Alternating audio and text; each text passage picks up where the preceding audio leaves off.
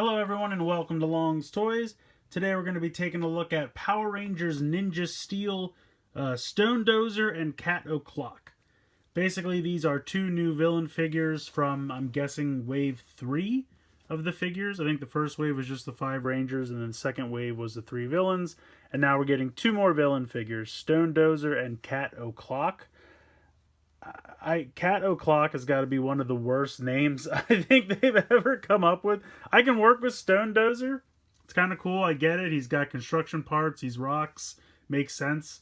Cat O'Clock is like a punchline to a bad children's joke. I don't know. What time is it? It's Cat O'Clock. I don't know. I get it. He's a watch. Things are going on. The Sentai is weird. It is what it is. So it's pretty standard packaging. Bubble on a card here. Flip them over. They don't do bios anymore because they just show the fact that all the figures can fit in the Megazord cockpit. Okay. Yeah, so that's pretty much it. If you take a look at the bottom here, you can see these first 5 were Wave 1, these 3 were Wave 2, and now these 2 are Wave 3. So, I think there is another wave, like, sort of out that has some of their cockpit modes, which I believe some people found on like Walmart.com, and some orders got fulfilled, some didn't. But I don't know if I'm going to buy the cockpit modes. I'm definitely in for new villain figures because they're always fun, even if they have crazy, ridiculous names. But they're usually a good time. And I don't know, the cockpit modes and all the different modes for the Rangers don't excite me all that much. But in any case, I'm just rambling. Let's go ahead. We'll get these 2 out of the packaging and we'll take a closer look. So here are the 2 out of the packaging. I guess I'll start here with Stonedozer. Just taking a quick look at his face sculpt.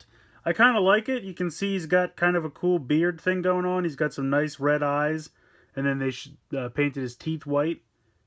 I'm not sure how he's going to show on the show, but I kind of would have liked maybe the beard to be painted or something. Just because there's an awful lot of this like light greenish gray color. And it would have been nice to break it up a little bit. You can hear the ratchets in the shoulder joints, which is nice. So you have kind of a standard shoulder joint, but because of these giant shoulder pads, they can't move all that much out to the side, a little bit. Mostly you get a lot of front to back motion. But I kind of like these crazy construction hands. Get about 90 degrees in the elbow there. And he's got like a bulldozer hook on this side. I like his little backpack as well. It just has a neat aesthetic. The head can actually move from side to side. Not a whole lot, but a little bit. No waist articulation, and then you have another joint down here. Very similar to the shoulder, but more articulation room because there's nothing impeding it. And then you have, looks like a swivel here in the, around the knee. But okay, so it looked, at first I thought it could bend, but it can't. So there's no knee articulation, but you can swivel it. So it doesn't bend at the knee like a knee normally would, but you can swivel. And then he's got these kind of tank treads, which I don't know why they decided to paint the top and then stop here. I would rather they either painted the whole thing or none at all, because it's kind of weird to just stop there. But, you know, I guess it's some color better than nothing. I really like the paint here on these kind of ab covers. I don't know what you technically call them, but I kind of like Stonedozer. Like I said, it's a lot of this greenish gray color, but I like the backpack on the back. I like the face sculpt. I like his accessory hands. We'll get to him in a minute. Decent amount of articulation. It's nice to have the same joint here for the shoulders and the hips, even though there's no knee articulation. I don't think it's that big a deal. I think he's pretty cool. Getting to Cat O'Clock, I'll definitely give them props for the face sculpt. Very evil and menacing. I like that a lot. The teeth are kind of creepy. I wish they were a different color than the rest of the face. Maybe like a light yellow or something just to make them pop a little bit.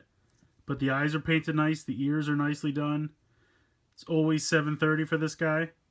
Which I think is because that's what time the Sentai airs in Japan. 7:30 on Sunday mornings. So, just my guess. Coming to... You have that same kind of joint. Very tight. Again, you have a little bit of imposition here by the shoulder bit, but you can move all the way around. although this thing kind of gets in the way.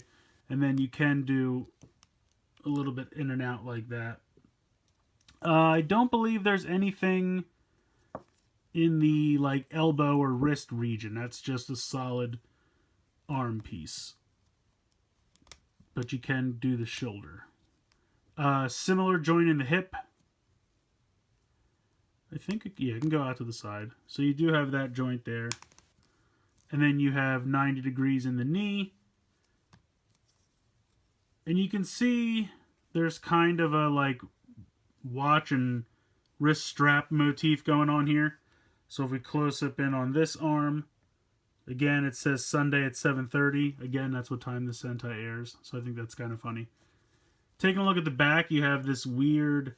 I guess this is supposed to be a watch, and this is the band, because this kind of looks like the clasp and the piece you would thread through the holes in the strap to keep it on.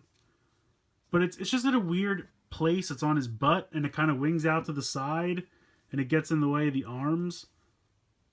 It's just weird. I mean, I know it's not their design. It's the Sentai's design, so it's not their fault. They're just being show accurate.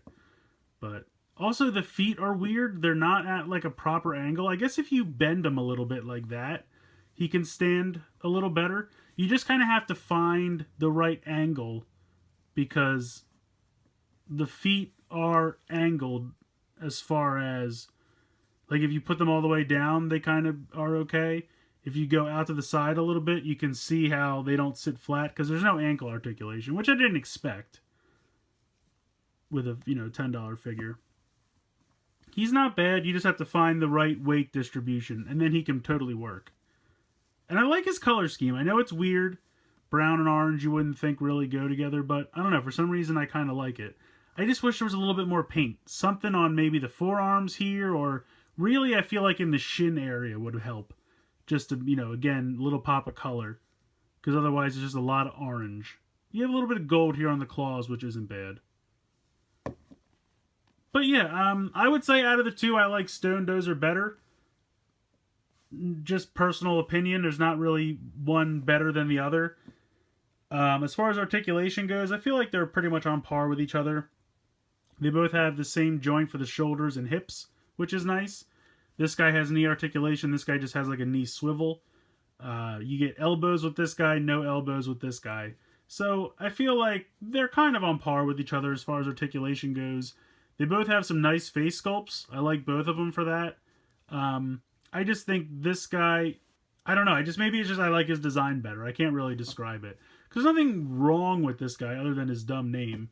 And of course, both could benefit by a little bit more paint. But again, you're trying to keep these figures at a certain cost. So I get that.